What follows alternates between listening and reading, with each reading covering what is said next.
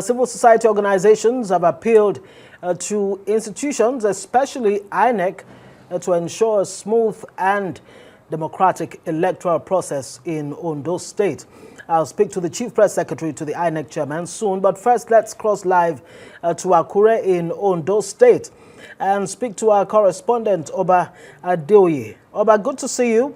You've been following events on the eve of the elections in Ondo State. What are your observations so far in terms of the electorate's preparedness and, very importantly, too, INEC's preparation? Yes, everywhere is calm here in Akure, the Ondo State capital. At this moment, right now, you can see a couple of people still trying to get back to their destination from this point. But if you go to other part of the city, you will realize that the city is almost deserted as of now that I'm speaking with you. Earlier on in the day, we saw, people going about their normal daily activities at the markets, at the banks, even in schools and all over the places in this place. And interaction with a couple of them revealed that some of them are making preparations for tomorrow's election. A lot of them are not residing here in the capital city. They work here in the capital city, so they are still going into the hinterlands where most of them are going to vote tomorrow. So to a great extent, the electorate are getting prepared for that election.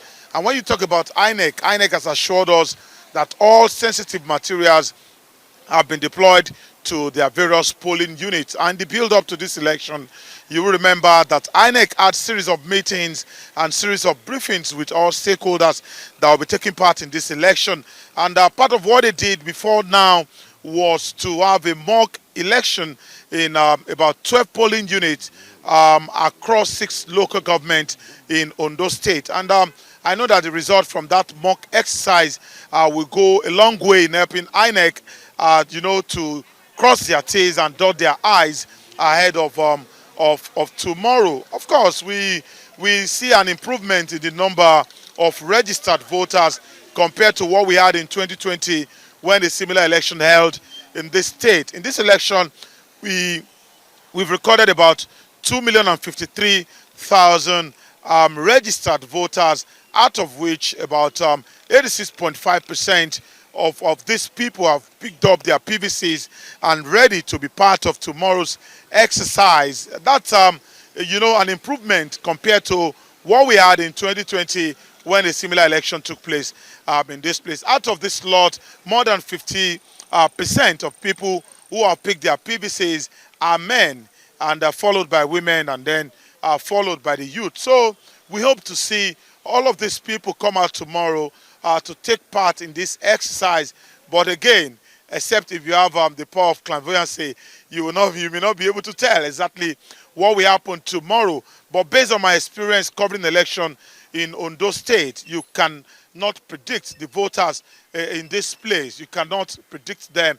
You may come out tomorrow and realize that the turnout is impressive, or it may turn out to be the other way around. So as it is right now, people are prepared for the election. The political parties, I saw some of their agents around town earlier in the day also making 11th hour preparation for tomorrow's exercise. I've spoken with a couple of civil society organization representatives. They are also prepared for tomorrow's exercise. So to a great extent, all the stakeholders, including the police and other security agencies, are also prepared for tomorrow's exercise. So in a couple of hours from now, we'll see how much result this preparation will bring. Obadeoye, before I let you go in very few seconds, you just mentioned there the presence of police and security personnel.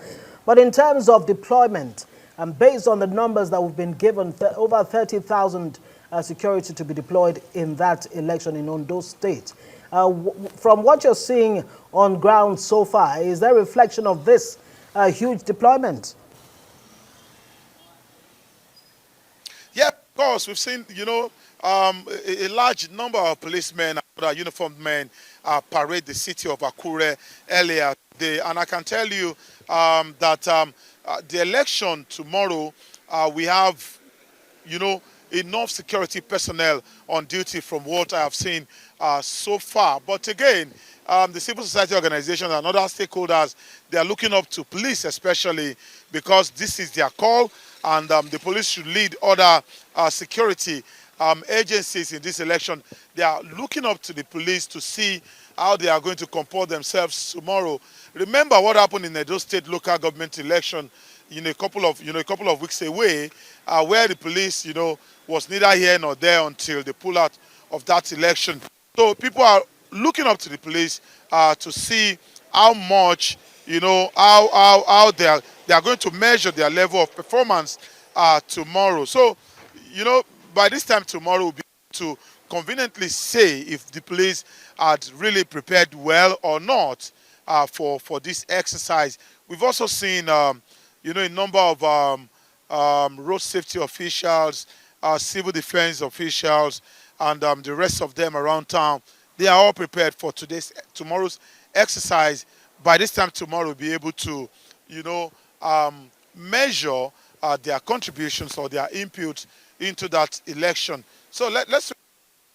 Okay.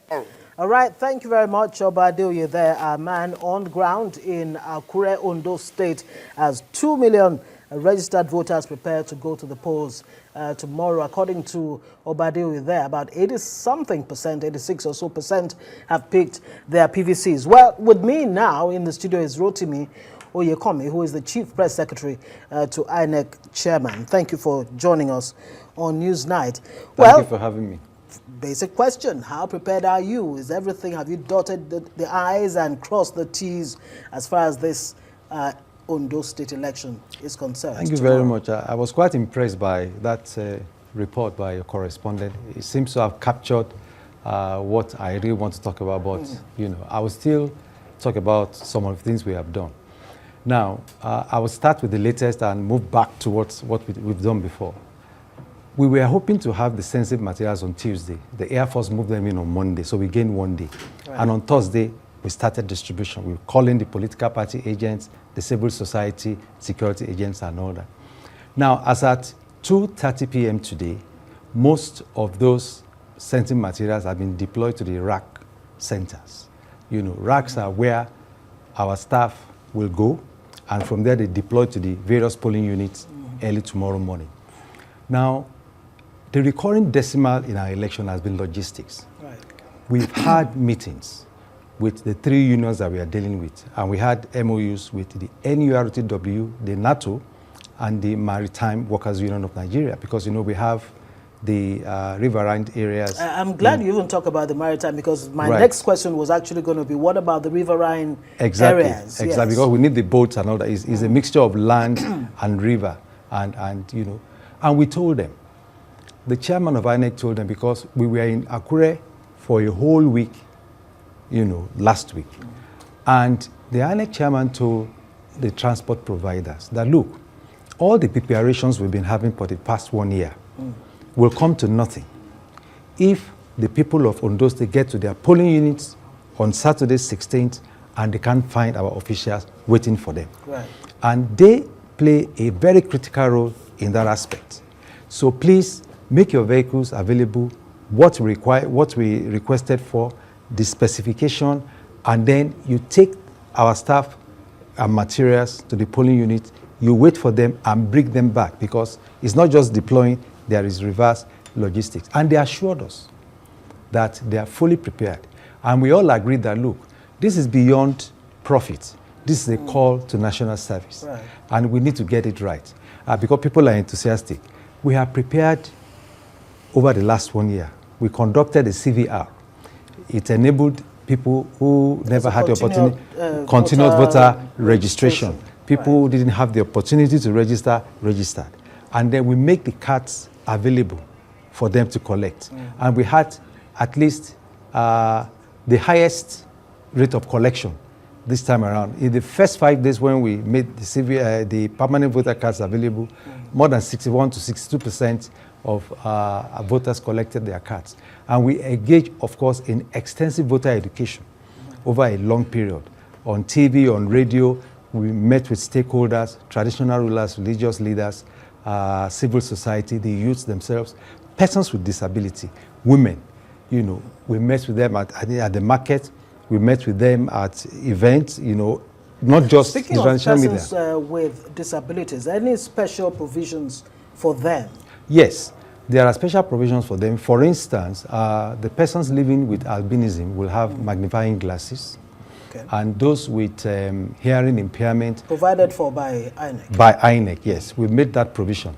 Luckily, we were able to harvest the data, showing us exactly where they are located, so that we then direct these materials specifically to those polling units, So I think we are prepared. We are going to deploy our Vivas.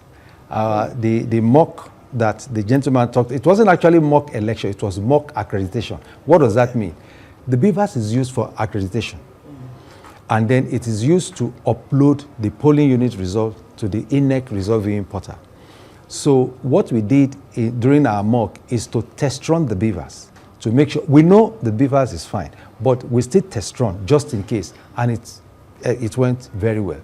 And then we upload the result of that accreditation to the IREV. So I think over 4,000 BVAS units will be deployed. We have additional 812 or 13, backup. Yeah, we heard that from that report. Yes. So now, very quickly, let me come in here. Now, INEC has actually come up with a number of reforms over time. There's been PVC, there's been BVAS, and of course, the latest one I want to believe among all of this is IREV. Based on what happened with the Ondo elections, that was September 21. Any lessons learned from the conduct of that election, both the process and the, outcome? Well, no two elections are ever the same. Absolutely. You may have similarities, but there are fundamental lessons to be learned. And we are always looking at our processes. What is IREV? I've often described IREV as a scoreboard in a stadium. It goes through cause and effect. What is the cause?